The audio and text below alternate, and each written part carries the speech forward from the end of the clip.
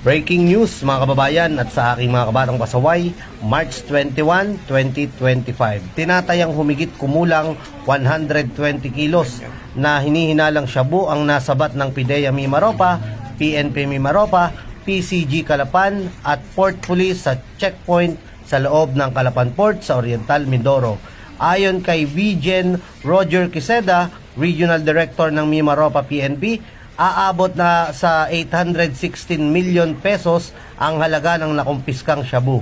Sa inisyal na investigasyon, galing Batangas Port ang kotse na patungo sa ng Iloilo City ng maharang habang palabas ng Calapan Port. Nakatakbo pa umano ang driver pero nahuli din ng mga tauhan ng Philippine Coast Guard sa Calapan.